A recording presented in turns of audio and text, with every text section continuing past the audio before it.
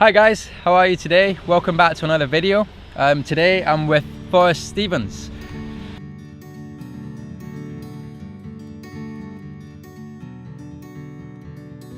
Freedom of the open road. Traveling around the country, not purposely going anywhere, but seeing everything with purpose.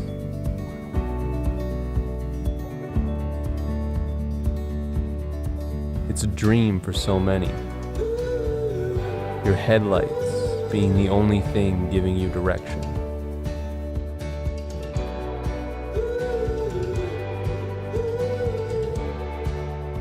Enjoying the simple things. Solitude. Feeling the warmth of substance in an otherwise cold night.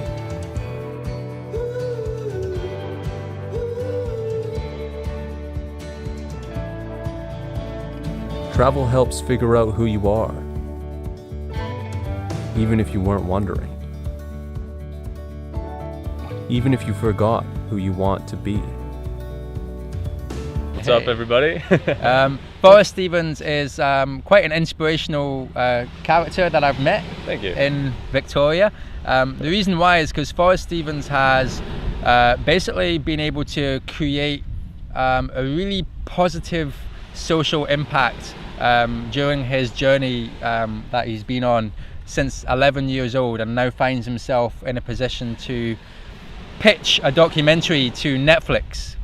So what we're going to do in this interview is we're going to take you through his journey from 11 years old until now with the Netflix pitch, and yeah, it's quite inspirational. So tell us a little bit about what you were doing at 11 years old, and maybe just delve into as well why you started to do that. What made you start to do what you were doing? Yeah, for sure. I was always interested in video as a young kid, even with like VHS video, like videotape things, all that kind of stuff. I guess when I was 11 though, there was a direct competition on the internet between YouTube and Google Video. It was really the premiere of like video services that anybody could upload to. And at the time, you know, I was 11, I was inspired by a lot of things I saw on television, which is like Jackass and CKY. So I would take my mom's point and shoot camera. It was like this old HP camera, digital, and I would go and hang out with my friends and we'd imitate these stunts. We'd do the shopping cart stunts and pranks on each other and just kind of whatever, and then I would edit those on whatever software. There was Windows Movie Maker, and I eventually went up to Sony Vegas as well, and then I would post those to YouTube, and that was kind of the beginning. I mean, that was 12 years ago, almost 13 years ago, right when YouTube was starting out. That's kind of like how I started my journey as well. I mean, I think when we start our journey on video, especially when we've had no skills before, we tend to do a lot of funny stuff. Yeah. You know? Yeah. And when we get further on down the line and we look back at them, it's a bit like, oh, it's a bit cheesy. Yeah, a bit for cheesy. Sure. Yeah. Great stuff. So you did that when you were 11, and was it Jackass or something that you were mimicking at the time? Yeah, pretty like much.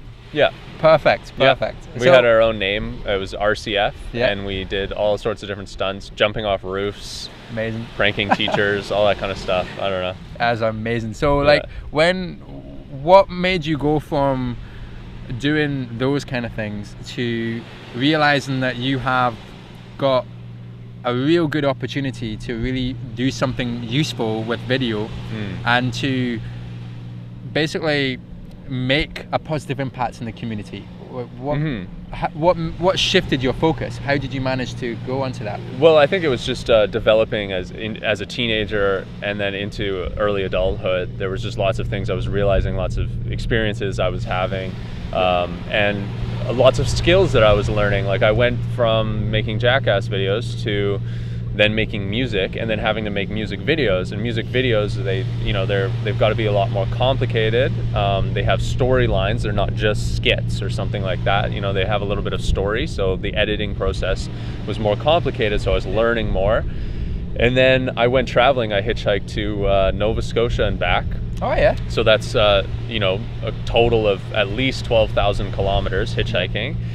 Came back and decided to start another YouTube channel. This was after maybe a couple years of just not really being not having that as my focus. Yep. And then deciding that whatever I decided to do, if it's music, if it's video, anything that I want to make a change in society, it'll be easier to do so if I have an audience already. That's true. So that was my goal. The first video I uploaded was a song that I wrote and just a video of me walking in nature. And then eventually I got into kind of travel vlogs, showing off nature that I loved. I was living in Tofino at the time. It's it's one of the last real temperate rainforests in the world. Right. Absolutely incredible. And the nature there really inspired me to want to make a positive impact. And when I started out on YouTube, I thought I'm gonna make like these almost kind of like protesty type videos where I show clear cuts, I show this kind of stuff. But what I realized is that's not really going to gain very much attention off the bat. That'll get 50 views or something. That's not really making an impact. So first off, I have to develop an audience who will be receptive to that and receptive to making a change. So when I stumbled upon van life through buying and converting a van, making videos of that whole process, always into educational stuff. So when I built a bed in the back of the minivan, I showed how to do that. That video did 100 times better than anything else I've done. Then I did a tour video of that van, and that even did better than that build video. So I realized, okay, there's something here. This is a way for me to connect with people who are maybe eco-conscious, definitely travelers, interested in something different, maybe realizing that the traditional norms of society aren't exactly for them. True. And then from there, I can maybe impact them in different ways. And whatever my interests are, and however they change, my values remain pretty much untouched. And my values are always, make a positive impact, and kind of like help educate people on how to do something differently. Right. Forrest, you basically helped to build the community of van life. Now, van life is essentially a community of people who travel in a van, basically. But it's not only that. What they do is they actually convert these vans into living spaces. Totally. Homes on wheels. So it's essentially a form of alternative living. So it's a really unique way to live. It's actually a really eco-friendly way to live as well, because not only do you actually maximize the space that you live in, and you make it very productive, but you are actually lowering your carbon footprint, and you're actually more effectively managing your daily waste as well, because we're not, garbaging all this junk. You don't have any space for a lot of garbage and stuff, right? You're relying on nature with your rainwater, I imagine, as well.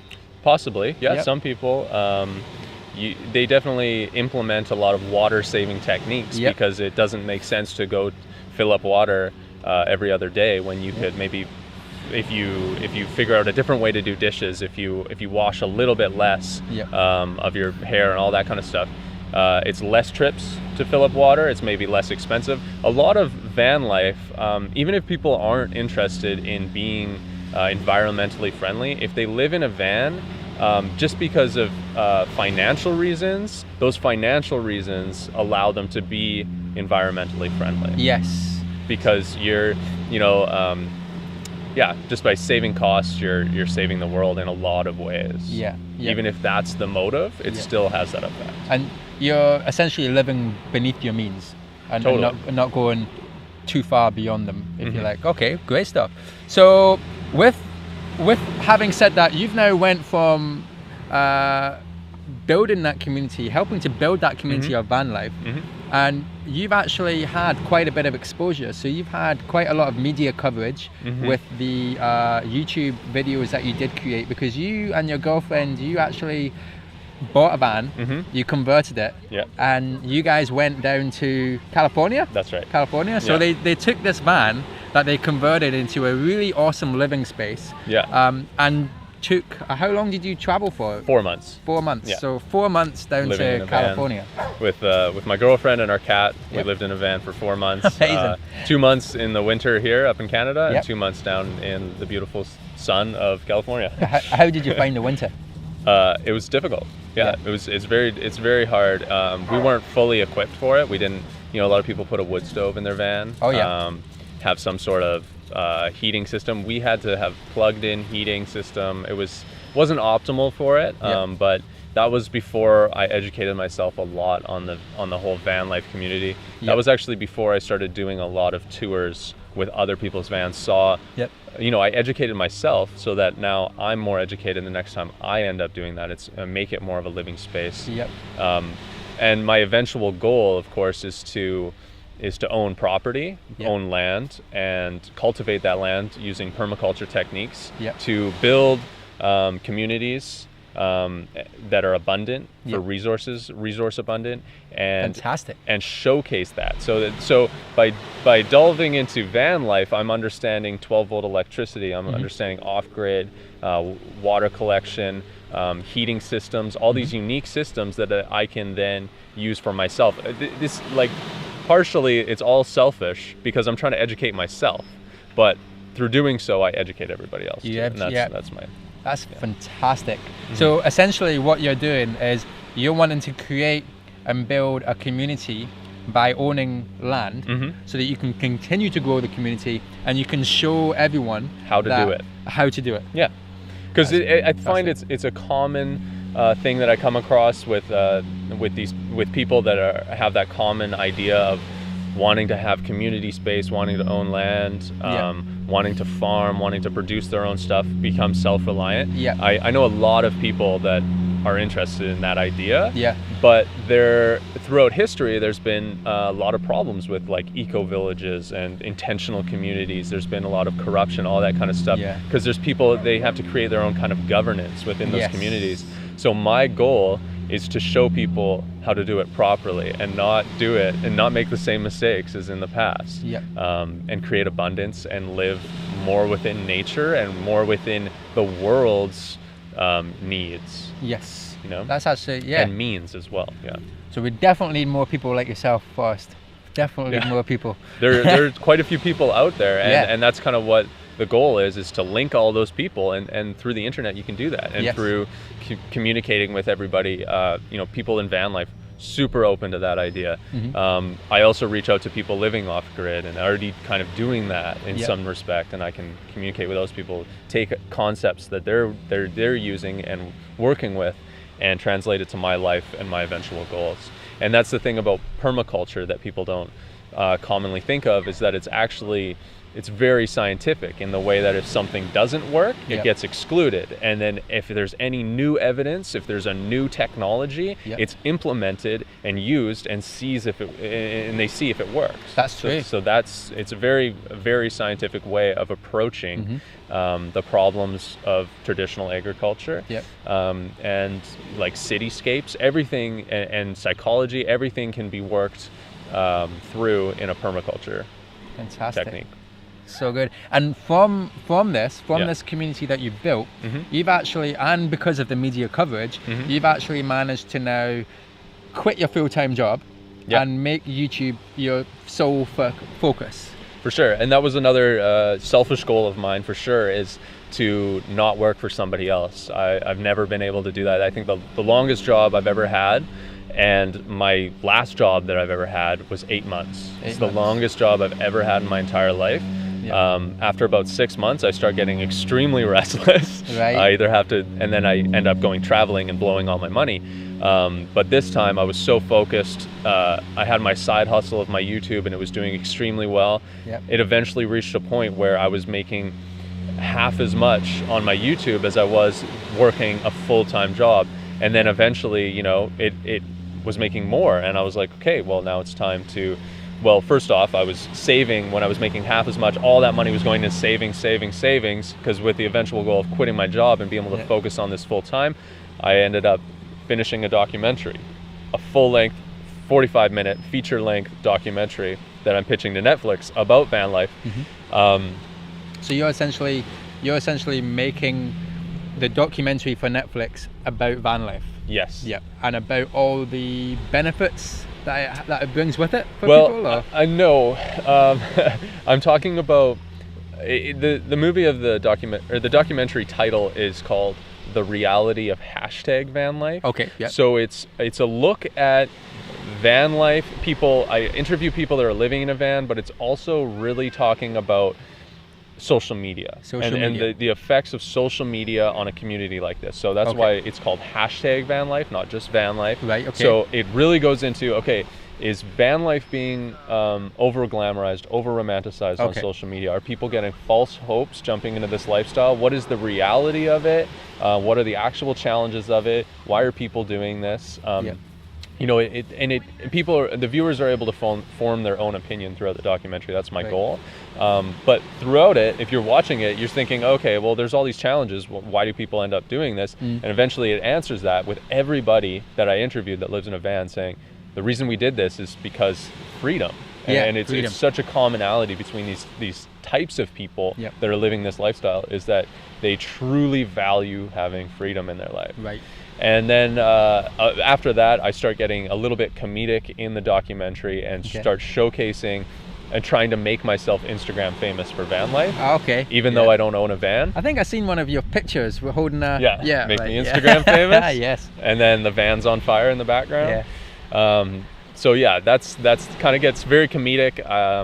But it's also to show, like, if there is any underlying biases in the movie, it's to show that it's a bit ridiculous on social media trying to get all those followers, all those likes, and I end up just paying for them. I just pay money. I get tons of followers on Instagram, and you know, it kind of shows the idiocracy and how much some people might care about that kind of stuff.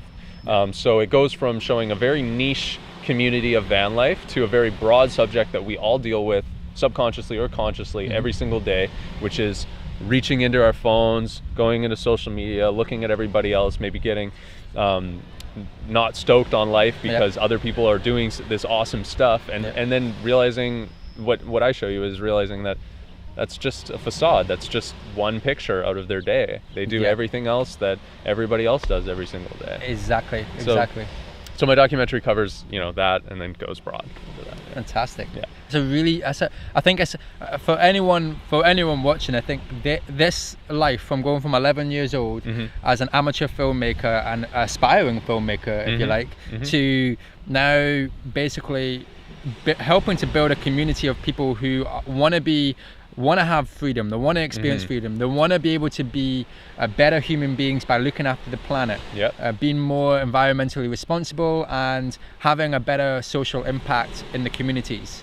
And I think that's such an inspirational thing, and the very fact that you built a documentary around this lifestyle so that other people can not only learn about van life, #vanlife, but are able to get more educated about that particular community. Travel helps figure out who you are, even if you weren't wondering.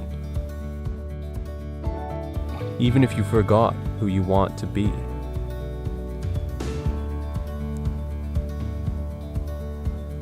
Joy and pleasure being the main emotions of the moment. It lets you live like you have always been doing what you please. Professions, only holding a place in the past.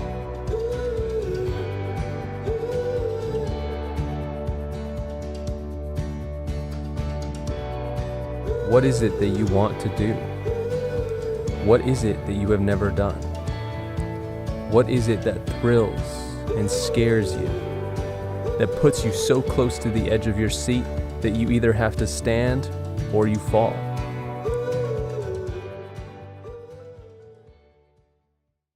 Alright guys, thank you so much for watching this video.